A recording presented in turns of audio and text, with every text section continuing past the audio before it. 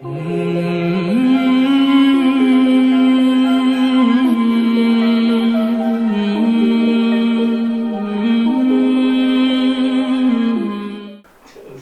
सलाम अलैकुम।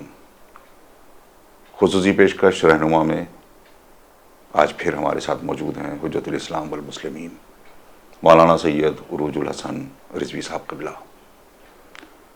7वीं मुहर्रम गुजरने को है। आज इमाम हुसैन अलैहिस्सलाम के क़याम में कहते आब मुकम्मल तरीके से हो चुका है।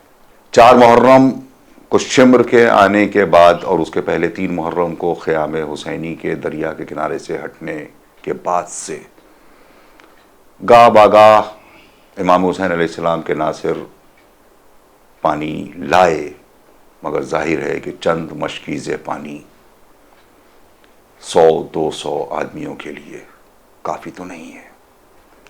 तो यकीनी तौर पर भले ही किताबों में न लिखा हो, हम महसूस कर सकते हैं कि शायद 4थी मुहर्रम से ही इमाम हुसैन अलैहिस्सलाम के खेमों में बुजुर्गों ने पानी पीना बंद कर दिया होगा या कम कर दिया होगा ताकि बच्चे सैराब रहें। क्योंकि मुसीबत के आगाज का वक्त तो मालूम था, इसका अंजाम कब होगा कोई नहीं जानता था सिवाय इमाम मज़लूम के और उनके खुदा के।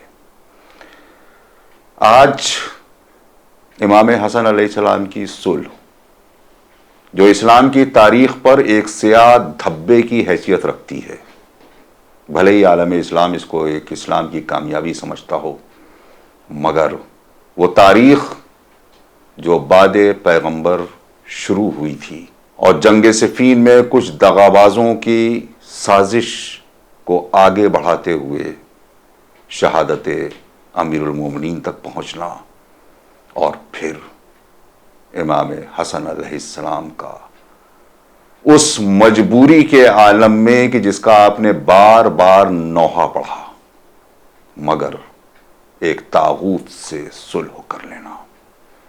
यह दर हकीकत सुलह नहीं थी, बल्कि मुकदमा करबला लिखा जा रहा था और करबला में हुसैन का लहू हसन के लिए कोई खुशगवार लम्हा नहीं था, मगर इस्लाम की बका के लिए एक ज़रूरत थी। और इमाम हुसैन अलैहिस्सलाम के लिए ये तमन्ना दिन में लिए चले गए कि काश मैं भी करबला में होता और अपने नन्हे से बच्चे के हाथ पर एक तावीज़ बांधकर गोया अपनी मौजूदगी का करबला वालों को एहसास दिला दिया। आज हम यही एक मुख्तसर सा तज़किया करते हुए इस करबला के मासूम से मजलूम, वो मजलूम जो जिंदगी में पामाल हो गया, बाबा को वो इनफरादियत मिली कि अकेला वो था कि जिस पर मरने के बाद, कफन पहनने के बाद तीरों की बारिश हुई। कायनात में ना पहले कभी हुआ था ना बाद में। और बेटा जिंदगी में पामाल हो गया। इसी छोटे से तज़किये के लिए इस वक्त हम आपके सामने मौजूद हैं। जनाब सलाम अलैकुम। अलैकुम अस्सलाम व रहमतुल्लाह। मुख्तसर सा सवाल, सुलह इमाम हसन अलैहिस्सलाम को मुक़दमा करबला के अंदाज में आप कैसे देखते हैं? बिस्मिल्लाहिर्रहमानिर्रहीम। जैसा कि आपने तमहीदन जो फरमाया, मगर मुख्तसर अल्फाज में एक आपने खाका खींचा, उसी की तफसील है। मौलाए कायनात के ज़माने में 25 साल आपकी खामोशी के बाद जब आपको खिलाफत ज़ाहिरी और हुकूमत ज़ाहिरी इत्माम हुज्जत होने के बाद कबूल करनी पड़ी, तो 3 बड़ी बड़ी जंगें मौलाए कायनात के ऊपर थोपी गई बाकायदा। जंग जमल, जंग सिफ़ीन, जंग नहरवान जी। अब अगर इस नुक्ते के ऊपर और इस नुक्ते के ऊपर ठहर के सोच लिया जाए कि मौलाए कायनात के साथ जो भी लोग थे जमल सिफ़ीन में, उनका मिजाज क्या था, वो किन अकायद के लोग थे, वो अली के साथ अली को क्या मान के आए थे, ये बहुत अहम है। بہت اچھی بات ہے. تاریخ یہیں سے آگے بڑھے گی. مولا کائنات کے ساتھ جو جمل میں ظاہر ہے کہ ادھر طلحہ ہیں، زبیر ہیں، بہت سے صحابہ ہیں، دسیوں ہزار لوگ ہیں، اور جو مرکز ہے سب کا عقیدت کا وہ ہیں ام المومنین حضرت عائشہ.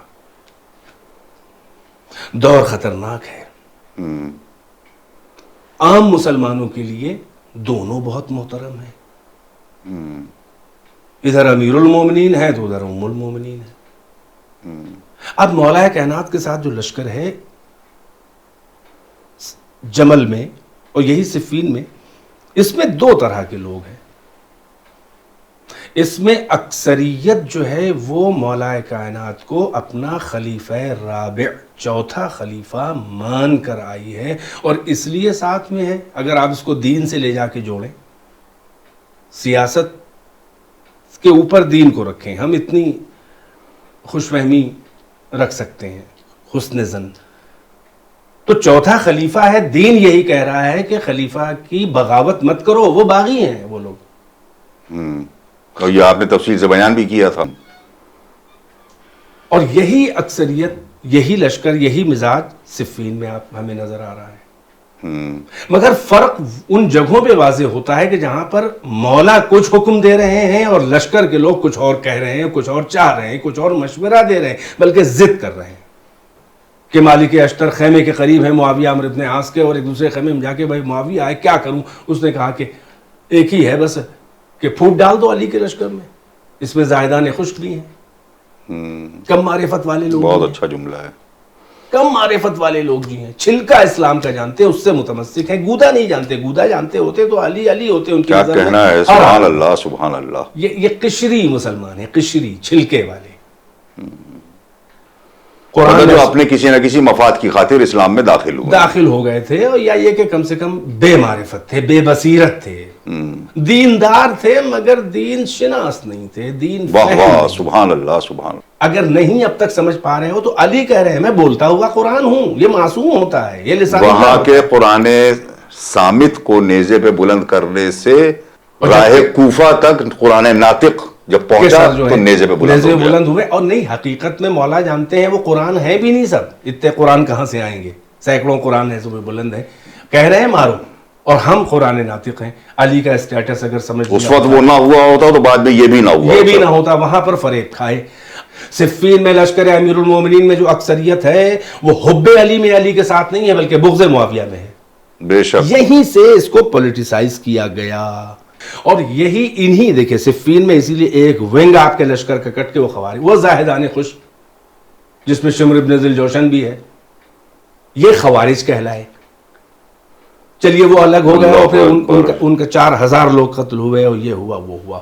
اب یہ پورا مولا کائنات کی شہادت کے بعد یہ پورا جو ہے مجمع یہ وراثتاً منتقل ہو گیا، امام حسن کے ساتھ آ گیا. یہ دھل نہیں پا رہے تھے، وہ کینے، وہ آتش انتقام جو سینوں میں بھڑک رہی تھی، اس کا نام لے لے کے برانگیختہ کر کے علی کے خلاف لشکر لانا آسان تھا. مگر امام حسن علیہ السلام، وہ کہ جس کو پیغمبر نے کہا اور لوگوں نے دیکھا، دونوں شہزادے نانا سے مشابہ ہیں، حسن سر سے لے کر گردن تک، وہ جمال رسالت، وہ خوبصورت چہرہ، وہ ماہ دو ہفتہ شرمندہ ہو جائے، وہ فخر یوسف، رسول اللہ کی شبیہ، یعنی جناب فاطمہ زہرا رسول اللہ سے مشابہ تھی، مکمل چلنا پھرنا سے صورت شکل، اور بالکل امام حسن جو تھے امام حسین سے زیادہ مشابہ تھے رسول اللہ سے. حدیث موجود ہے الحسن والحسین سیدہ شباب اہل الجنہ، حسن حسین جنت کے سردار، سبط اکبر ہے.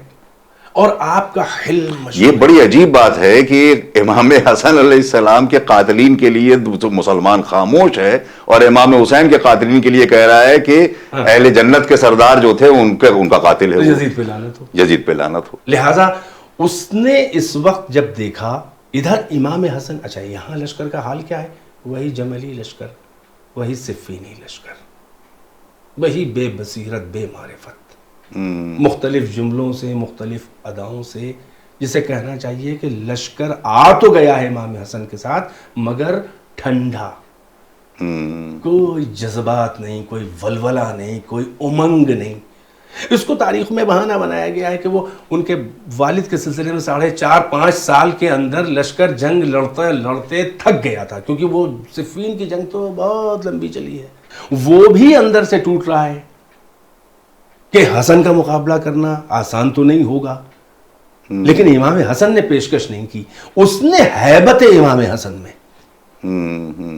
ہر تاریخ میں لکھا ہوا ہے، اس نے صلح کی پیشکش کی، اور صلح کی پیشکش اتنا ذلیل ہو کر، اتنا خار ہو کر، یعنی بالکل تسلیم سرنڈر ہو کر، کہ سادہ کاغذ دستخط کر کے بھیج دیا کہ شرائط صلح سبط اکبر آپ لکھیں گے، اور بہت سختی سے لکھا بھی ہے امام نے. اب لوگ کہتے ہیں مانے نہ مانے الگ بات ہے، لیکن امام نے ڈکٹیٹ کیا ہے. نہیں، وہ لوگ یہ بھی تو آتی ہے نا بات، دیکھیے اب تک تجزیہ کریں گے، بے بصیرت لوگ آج بھی موجود ہیں.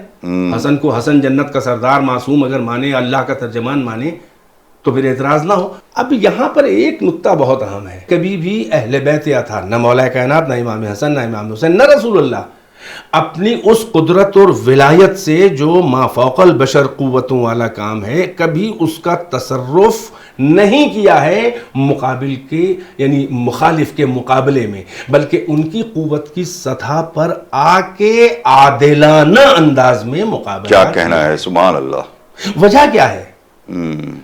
ان کا ہر قول، ہر فعل، ہر انیشیٹو، ہر اقدام قانون ہوتا ہے، اور قانون جب ہی بنے گا جب قابل پیروی، قابل تقلید ہو. یہ اسوہ ہیں، یہ نمونہ ہیں، یہ الگو ہیں، یہ رول ماڈل ہیں. تو جب عالم اسباب پہ عمل کرتے ہیں، بالکل عالم اسباب پہ، تاکہ قانون بنے. تو اب امام حسن علیہ السلام نے، اب کہتے ہیں امام حسن نے صلح کی، امام حسن نے صلح نہیں کی، معاویہ نے صلح کی. امام حسن نے بیعت کی. اگر صلح کے شرائط نامے معاویہ لکھ کے بھیجتا اور حسن تسلیم کرتے تو یہ حسن کی بیعت کہلاتی معاویہ کے لیے، مگر شرائط نامہ جب امام حسن لکھ رہے ہیں تو یہ بتاؤ کس نے بیعت کی ہے؟ وہ سرنڈر ہوا ہے، اور اپنے بات کے لیے جو فوراً مستقبل قریب میں جو کربلا ہے 10 سال میں، اس کے لیے باقاعدہ امام حسن کو دستور العمل تیار کرنا ہے. یہ صلح نامہ نہیں ہے، بلکہ یہ اسلام کے مستقبل کا یہ قانون ہے، اور یہ اسلام کا آگے جو اسکول چلے گا، یہ اس کے لیے امام حسن پورا ماحول بنا رہے ہیں. چنانچہ صلح نامے میں سب سے پہلے وہی شرط ہے جو سب سے بڑی ڈسپیوٹڈ تھی بات. امام نے فرمایا، پہلی شرط حاکم شام سے کہا، حاکم شام سے کہا کہ یہ مملکت اسلامی، یہ حکومت ظاہری جس کا تو ڈسپیوٹ میرے بابا سے بھی کرتا رہا اور مجھ سے بھی کر رہا ہے، میں امت رسول اللہ کے خون کو بہنے سے بچانے کے لیے، حقن دماء کے لیے، یہ بالکل واضح کر دیا ہے امام نے. آپ نے کہا میں خون بہانے سے روکنا چاہ رہا ہوں، ادھر سے خون بہے تو مسلمان ہے، اور تیرے لشکر کا خون بہے، بہرحال کلمہ گو ہے، مسلمان ہے، اسلام ظاہری سے ہی، تو ہم نہیں چاہتے، لہٰذا یہ حکومت تیرے حوالے کر رہے ہیں، مگر شرائط یہ ہیں کہ تو اپنے بعد اپنی جگہ پر حاکم کسی کو بھی نہیں بنا سکتا، اپوائنٹ نہیں کرے گا، کسی کو بھی کسی کے لیے بیعت نہیں لے گا، کسی کو ولی عہد نہیں بنائے گا. اگر تجھے موت میری زندگی میں آئی تو میں اس حکومت کا ذمہ دار ہوں گا، اور اگر تیری موت سے پہلے میں اللہ کو پیارا ہو گیا تو میرے بعد، یعنی میرے اور تیرے بعد، یہ میرا بھائی حسین اس حکومت کا ذمہ دار ہوگا. پہلی ہی شرط اتنی اہم ہے امام حسین نے. پھر بہت سی شرطیں ہیں، مثلا یہی کہ میرے باپ کو ممبروں پر، خطبوں میں یہ بہت سب و شتم، اہم ترین بات تھی یہ، دشنام دینا، ان کی عیب جوئی، عیب گوئی، سب و شتم، جسے آپ کہہ سکتے ہیں اپنی زبان میں گالیاں، لعنت، اس کو سلسلے کو روکے گا.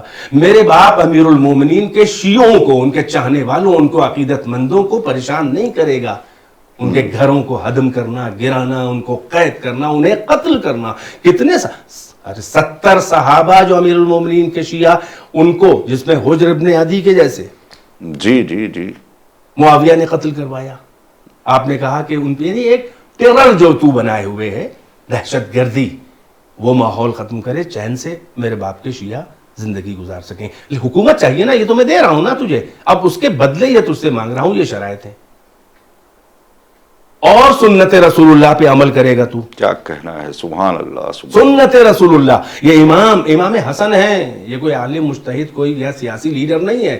امام کا یہ کہہ دینا اس بات کی دلیل ہے کہ اب تک کے سنت رسول اللہ پامال ہو رہی تھی مسلسل، کاتب وحی سے، بقول لوگوں کے، خال المومنین سے. اس طرح کے موٹے موٹے شرائط. وہ بڑا پیارا جملہ آپ نے کہا اور بڑا اہم جملہ ہے وہ یہ اپنی صلح کے شرائط کے ذریعے جنگ کربلا کا ظاہری جواز فراہم کروا رہے تھے. کیا کہ کوئی یہ نہ کہے کہ حسین نے بغاوت کی ہے. اب معاویہ نے شرط صلح نامے کی پہلی ہی شرط کو رون دیا، یزید کو بنا دیا ولی عہد زندگی میں اس کا. اب وہ جو تمام باتیں نکالی جاتی ہیں کہ بیعت کر لینا چاہیے تھا یا جان بچا لینا چاہیے تھا، یہی کیا کم ہے کہ امام حسین علیہ السلام نے اس باغیانہ حرکت کے اوپر فوراً چڑھائی نہیں کی. اس کا جواب بڑا پیارا یہیں پہ موجود ہے. امام حسن علیہ السلام نے حکومت دے دی، گوشہ نشی ہو کے بیٹھ گئے، 10 سال گزارے ہیں.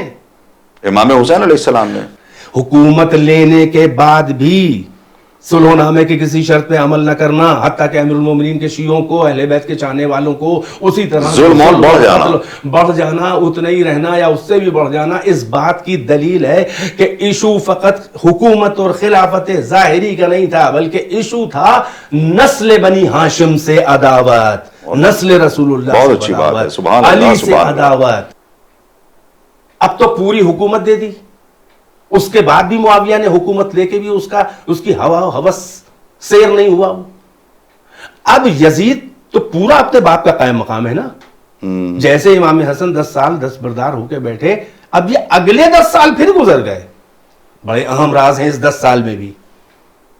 40 سے 50 امام حسن دستبردار ہو کے بیٹھ گئے، 50 سے 60 ہجری تک امام حسین خاموش بیٹھے ہیں. اب تو حسن بھی نہیں ہے.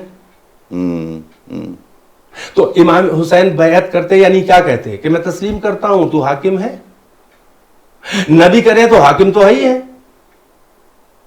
اب تو وہ ماحول بھی نہیں ہے کہ تو خالی شام کا ہے، باقی لینا چاہ رہا ہے یزید. نہیں، اب تو سب کچھ لے گیا وہ. تو بیعت کرنے کے بعد بھی وہی ہوتا. لہٰذا یہاں پر فقط سیاست کا مسئلہ نہیں تھا. اگر سیاست کا مسئلہ ہوتا تو امام حسین خاموش بیٹھے رہتے. یہاں پر دین خدا کی بقا کا مسئلہ تھا، یہاں پر شریعت پامال ہو رہی تھی، یہاں پر صبح قیامت تک کے لیے ایک پیغام رہبری اور پیغام امامت حسین کو دینا تھا. چنانچہ فقط یزید ان کے سامنے نہیں تھے. یزید شخص ہے، حسین علاماتی طور پہ یزید کو دیکھ رہے تھے.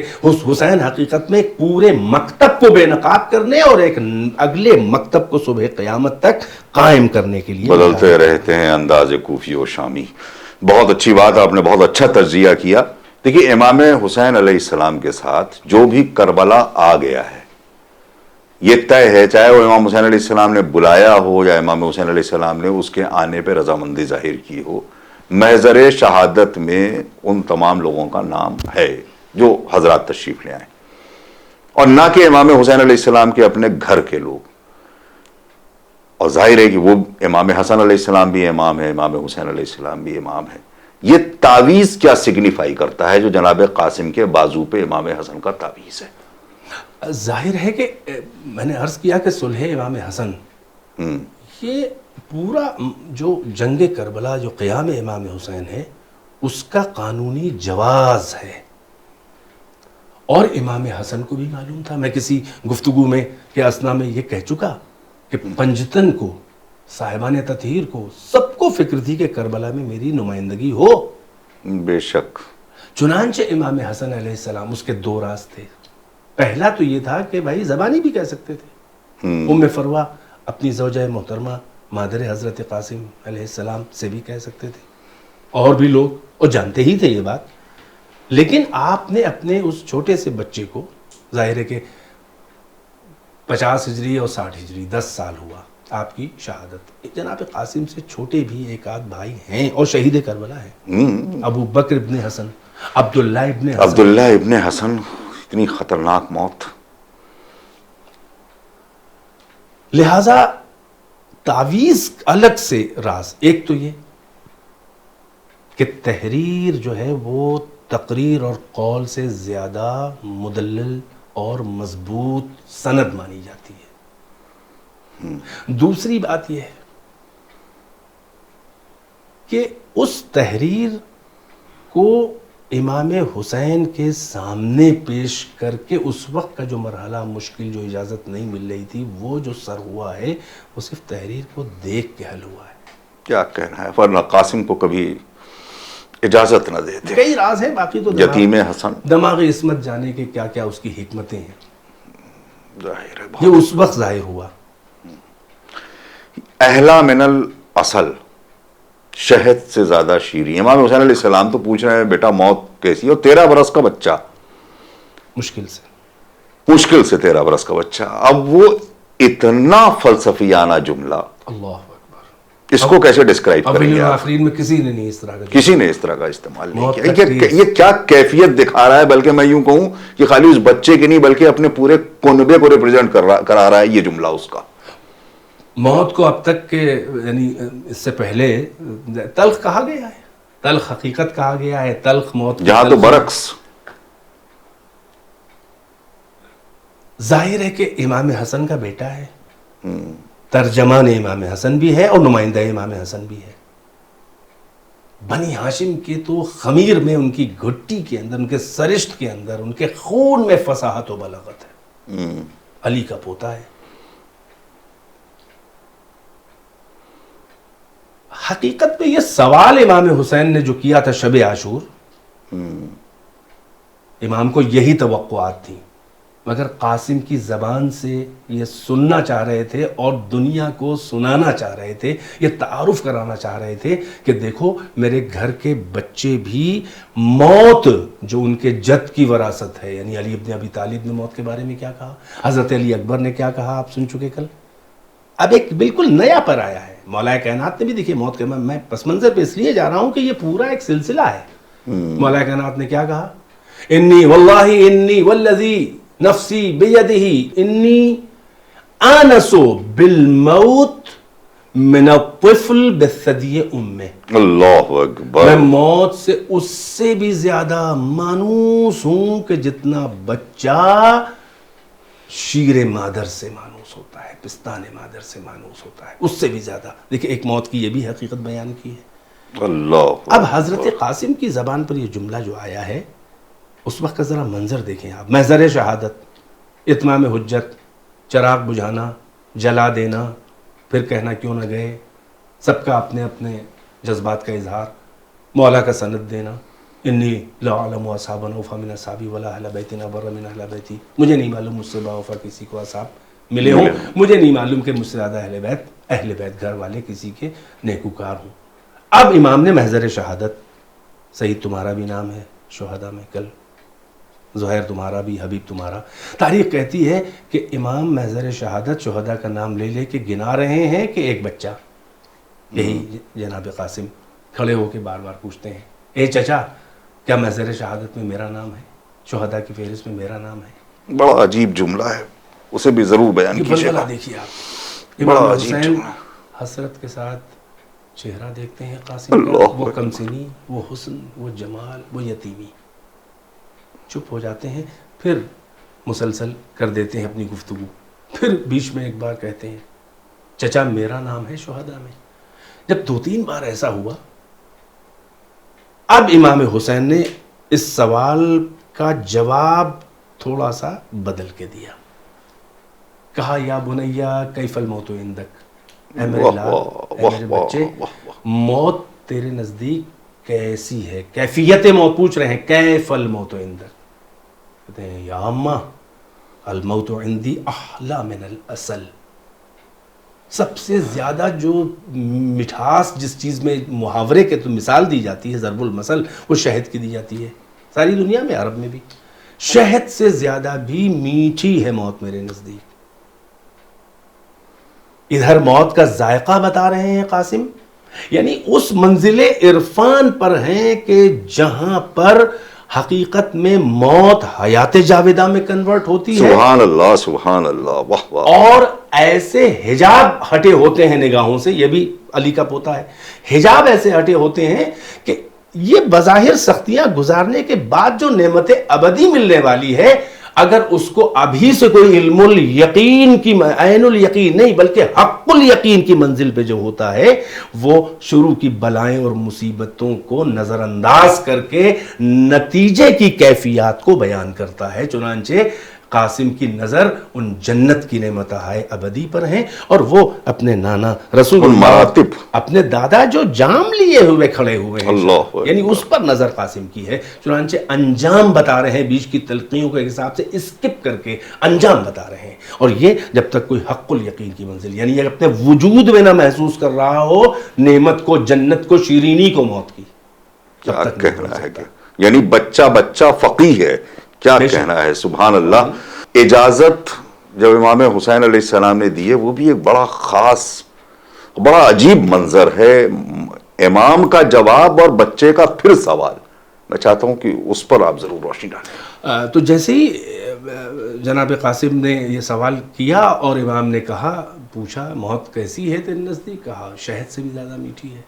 اب پھر امام کی، یہ امام کی بھی بلاغت ہے کہ قاسم کو محسوس کرانا چاہ رہے تھے کہ بیٹا مصیبت کی انتہا کیا ہے، تو ابھی تو اپنے لیے کہہ رہا ہے۔ اللہ، امام نے کہا بیٹا تو کیا، شہداء کی فہرست میں تو نام تیرے ننھے سے بھائی شیرخوار علی اصغر کا بھی ہے۔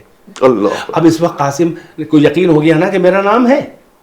جو بچہ اتنا زیادہ جسے اشتیاق ہو کہ جلدی سے بس یہ یقین ہو جائے کہ میں بھی شہید ہوں گا، کتنا خوش ہوتے، لیکن قاسم اس کی خوشی کا اظہار نہ کر سکے، کیونکہ حسین نے ایک ایسا جملہ کہہ دیا کہ قاسم پہ بجلی گر گئی۔ اسی یہ کیفیت لکھی ہے کتابوں میں کہ ایک بار جب اصغر کا نام سنا تو گھبرا کے کہنے لگے، چچا کیا یہ اشقیاء، یہ ظالم، یہ بے دین، یہ جانور، یہ درندے کیا خیموں میں بھی آ جائیں گے؟ تو حسین نے کہا کہ نہیں میرے لال، یہ خیموں میں نہیں آئیں گے، بلکہ میں اس کو اپنے ہاتھ پر لے جاؤں گا۔ اس بچے کی کیفیت سے اندازہ ہوتا ہے کہ جناب سید سجاد نے کتنے مشکل مراحل جھیلے۔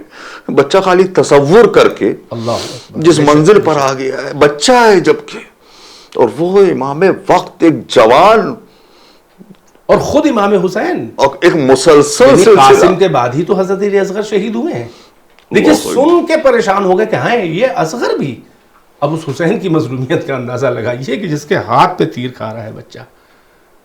یہ مرحلہ گزرنے کے بعد اب ظاہر ہے کہ شب عاشور گزر گئی، تیاریوں میں ہیں۔ میں اس منظر کو بھی، یہ بھی ایک عجیب انفرادیت ہے، الگ سی چیز نظر آتی ہے، جس کا میں نے بھی شروع میں ذکر بھی کیا۔ کیا ہو جاتا ہے ایسا، وہ ماحول کیا بنتا ہے کہ وہ بچہ زندگی میں پامال ہو جاتا ہے، بہت بڑی مصیبت۔ میں چاہتا ہوں کہ ان مناظر کے ساتھ آپ مصائب پڑھیں۔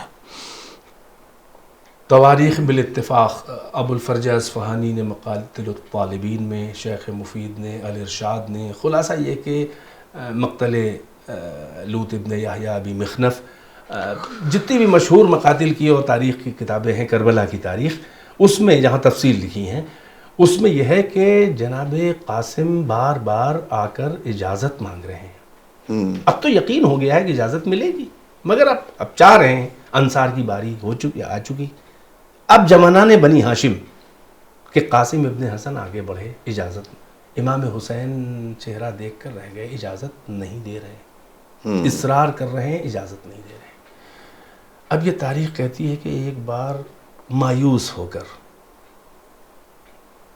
شکستہ دل کے ساتھ، ایک خیمے کی چوب سے ٹیک لگا کے زمین پر بیٹھ گئے اور زانوؤں پر سر کو نیوڑھا کے زار و قطار رو رہے ہیں، اور یہ خیال ہوگا کہ میں یتیم ہوں، میرا بابا نہیں ہے، میرا کوئی سفارش کرنے والا نہیں ہے کہ مجھے اجازت دلوا۔ اللہ اکبر، اللہ کہ اسی اثنا میں وہ خیال آیا، وہ راز، وہ امام حسن کی نمائندگی، وہ وصیت، وہ تعویذ ماں نے بتایا، وہ ذہن میں آیا۔ جلدی سے اس تعویذ کو کھولا جس میں امام حسن کی وصیت لکھی ہوئی تھی، اس پرچے کو کھول کے اس کا مضمون پڑھا، خوش ہو گئے۔ یہی لکھا تھا کہ قاسم اپنے چچا کا ہر حال میں ساتھ دینا. اگر کوئی ایسا وقت آئے کہ نرغے میں آدھا کے گھرے ہوں تو میں نہ ہوں گا، اور میری نمائندگی میں تم کربلا میں حسین پہ نچھاور ہو جانا، نصرت میں کوئی کمی نہ آنے دینا. خوش ہو کے جلدی جلدی آئے. اب تو کچھ نہیں کہنا تھا، اب لفظوں میں نہیں کہا، بلکہ اب سوال کی جگہ پر بات کی وصیت کا وہ پرچہ، تحریر. جیسے ہی تحریر مرحوم بھائی کی امام حسین نے دیکھی، لاجواب ہو گئے. مگر اپنا بھائی یاد آیا، وہ ساتھ میں کھیلنا، وہ ماں باپ اور نانا کے ناز اٹھانا، اللہ، وہ شہادت کے وقت زہر دغا سے، زہر کے اثر سے فاطمہ کا لال لعل اگل رہا ہے، اور وہ کلیجے کے ٹکڑے دیکھ دیکھ کے حسین کا رونا، اور حسین سے زیادہ امام حسن کا رونا. اس وقت امام حسین نے پوچھا، میں تو آپ کا حال دیکھ کے رو رہا ہوں، آپ کیوں رو رہے ہیں اتنا مجھ سے بھی زیادہ؟ تو کہا ہے میرے بھیا، میں جو مناظر دیکھ رہا ہوں تیری مصیبت عاشور کی، لا یوم کیومک یا ابا عبداللہ، یہ جو کہا جاتا ہے کلو یوم عاشورہ کلو ارض کربلا. ایک تو یہ کوئی امام جو قول جعفر صادق علیہ السلام نہیں ہے، اور اس کو فقط ان معنوں میں لے لے کہ تحریک پیدا کرے، ولولہ انقلاب پیدا کریں، ورنہ حقیقت یہ ہے کہ امام حسن کہہ رہے ہیں، اے ابو عبداللہ، اے حسین، کوئی دن نہیں ہے تیرے دن کا جیسا کوئی دن نہیں ہے. وہ سب امام حسین کو یاد آیا، مرحوم اپنے بھائی کی مصیبتیں یاد کر کے حسین زار و قطار رو رہے ہیں. اب لاجواب ہو چکے ہیں، اب قاسم کو اجازت دینا ہی پڑی حسین کی. مگر یہ جتنی تفصیل جزیات کی حضرت قاسم کے بارے میں اور حضرت علی اکبر کے بارے میں لکھی گئی ہیں، اور حضرت عباس، کم شہیدوں کے بارے میں اتنی تفصیل ہے. میں نے 50 کتابوں میں ایک ہی طرح کی باتیں. کیا تاریخ کا جملہ پہلا تو یہ ہے کہ لم یبلغ الحلم، حلم کہتے ہیں بلوغ، یعنی جسمانی طور پر کوئی بالغ ہو تو اسے حلم کہتے ہیں.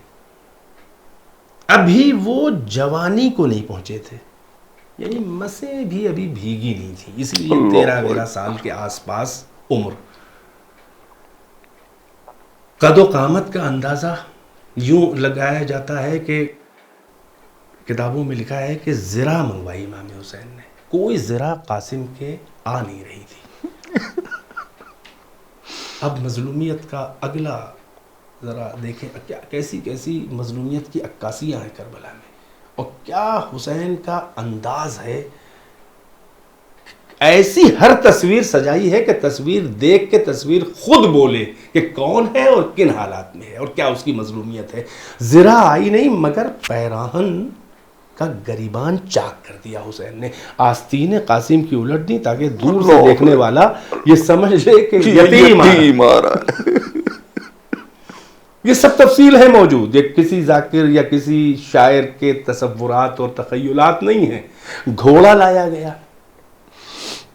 حمید ابن مسلم بیان کرتا ہے کہ بچہ، وہ ابھی جو نوجوان بھی نہ تھا، وہ خود سے نہیں بلکہ اس کو سوار کرایا گیا گھوڑے پر.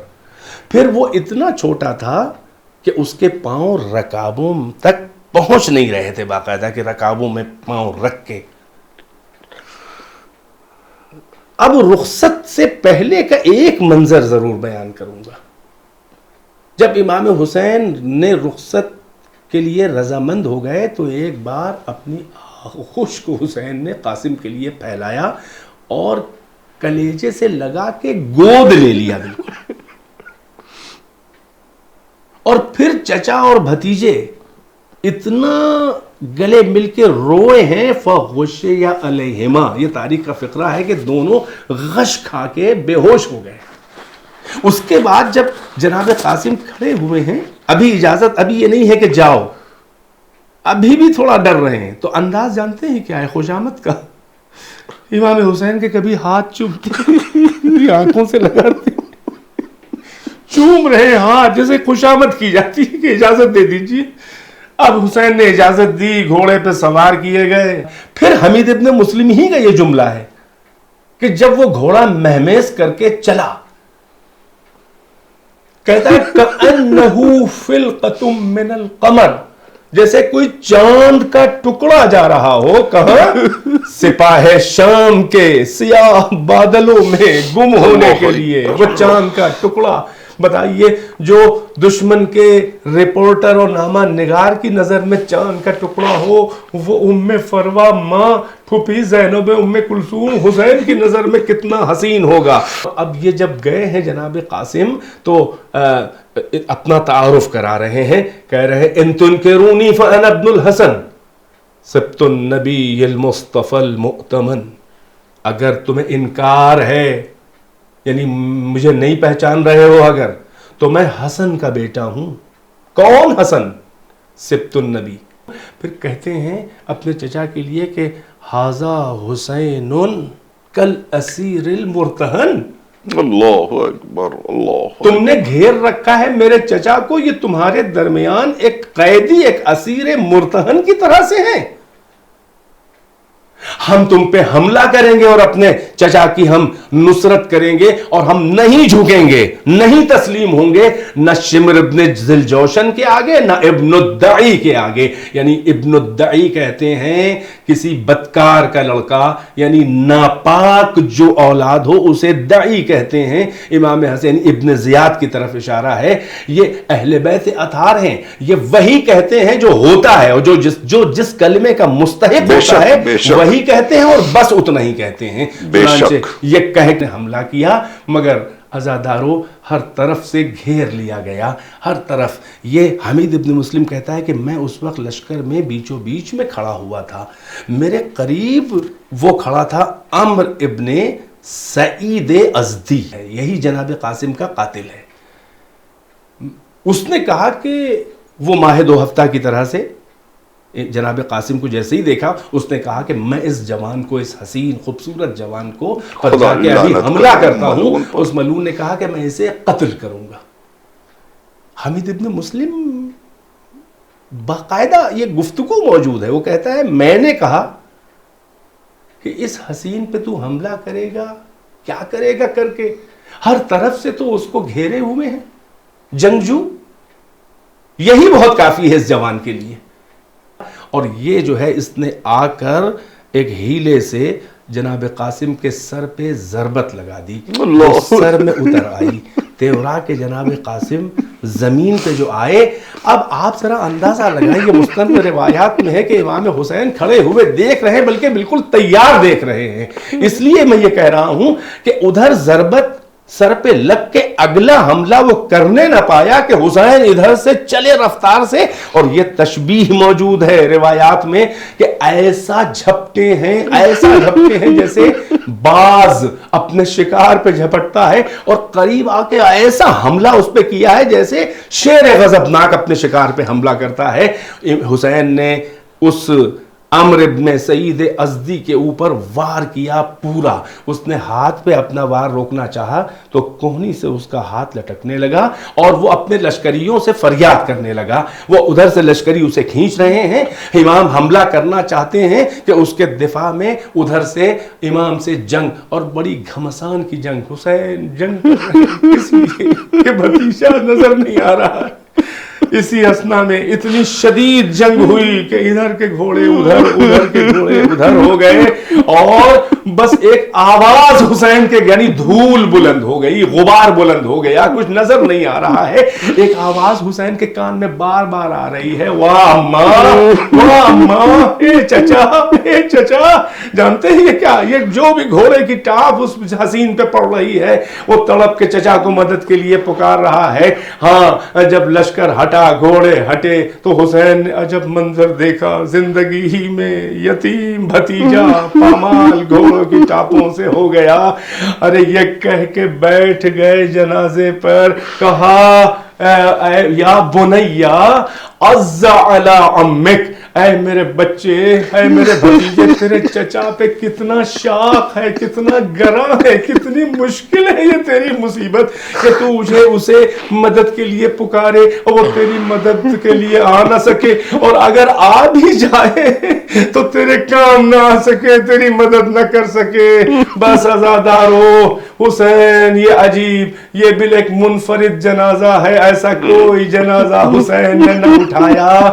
کتنا مشکل تھا جنازہ اٹھانا، وہ لاش پامال حسین نے جنازے کو اٹھایا اور سینے سے سینہ، یہ بھی موجود ہے، یہ حمید ابن مسلم ہی کی روایت ہے کہ سینے سے سینہ لگایا، ارے دہن پہ دہن، رخسار پہ رخسار، ایک ہاتھ سے نہ جانے کس طرح سینے سے سنبھال کے قاسم کی لاش کو گھوڑے پہ سوار ہوئے ہیں۔ پھر حمید ابن مسلم کہتا ہے کہ میں دیکھ رہا تھا کہ قاسم کے پاؤں زمین پہ خط دیتے ہوئے جا رہے تھے۔ یہ تو بہت بڑی مصیبت ہے، ذرا غور تو کیجئے، جو بچہ گھوڑے پہ خود سے سوار نہ ہو پایا، جس کے پاؤں رکاوٹوں میں پہنچ رہے ہوں، جو بچہ قد میں اتنا چھوٹا ہو، اس بچے کا جنازہ حسین اٹھا رہے ہیں مگر پاؤں زمین پہ خط دیتے جا رہے ہیں، یعنی گھوڑے کی ٹاپوں سے جنازے کا یہ حال ہو گیا۔ حسین قتل گاہ سے لو قاسم کا جنازہ اٹھا لائے، خیمے میں لا کے بٹھایا۔ اے ام فروا، تجھے بڑی حسرت تھی کہ تیرا لال یتیم حسن جوان ہو، اس کی شادی کرے، آؤ، ارے تیرا لال زخموں کے پھول جسموں پہ کھلے ہوئے ہیں، دولہا بن کے آ گیا۔ آؤ بیویوں، میرے یتیم بھتیجے کا پرسہ۔ سيعلم الذين ظلموا ينقلب۔ ناظرین، ہم یہیں آپ سے اجازت چاہتے ہیں، خدا حافظ و ناصر۔